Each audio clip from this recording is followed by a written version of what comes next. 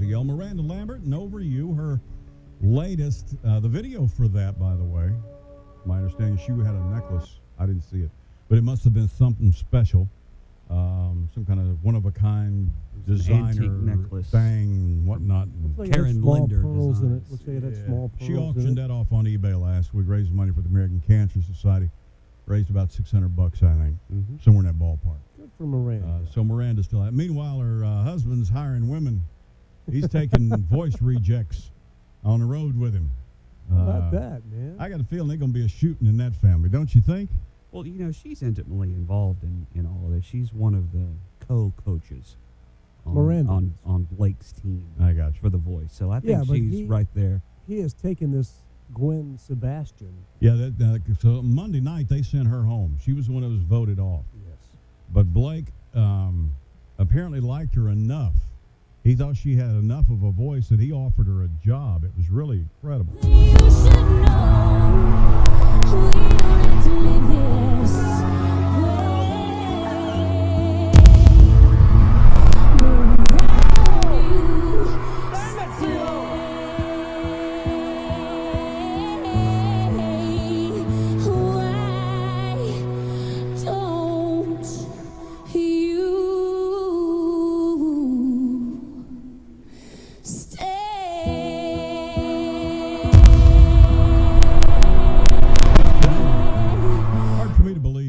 She got voted off. That's solid voice.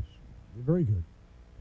I'm not sure exactly how the voice works. Oh, okay. Is that done with call-in votes, or is that done where the judges decide who goes home? Because it says here Blake had to let her go. Yeah, here's what he had to say. You are a great country vocalist. You have every quality. You're tender in the right places, and you're powerful in the right places, and it matches the lyrics, and I just think you really know what you're doing. You have a great sound, you're developed. CeeLo has another meaning for the word developed when he talks to you. But other than that, you suck, so we're sending you home. Yeah, she's going to do several upcoming dates with him on his tour, and she's going to be on the ACMs on stage with him. He hired her. He voted her off, or he told her she was off, and then he gave her a job as a backup singer in his band. That's not a bad gig. That'd be a good way to. She'll be put in front of a lot of people. She'll be fine with all that stuff. Congratulations to George Strait. Yes. George Strait with his 59th ¡1 song of his career. Isn't that incredible? He basically has had one #1 for every year he's been alive. 59th chart. It's one of them that he actually did not write, because he and his son Bub wrote just about everything on this current CD. So the more it sells, he's making a fortune off of. Love's gonna make it all right. Yeah, 59th #1 on this thing. And speaking of opening concerts and that sort of stuff, Lady Antebellum's going to open for Bruce Springsteen.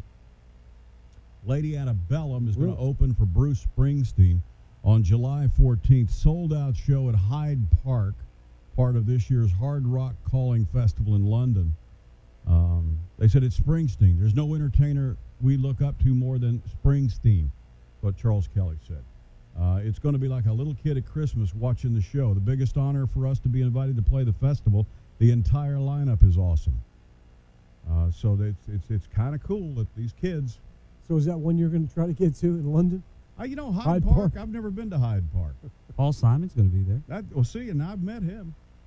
I know him. Yeah, he's a great guy. Paul Simon's one of the nicest little fellas you ever meet. Man, Bruce Springsteen, Paul Simon, Lady Antebellum. Is that anybody else on the show? You never thought they'd make it. Who? Lady Antebellum, that crazy name. Like and look who they're performing with. The Boss. Country music radio guys aren't going to be able to remember Lady Antebellum. How do you spell it? What kind of name is that for a country group?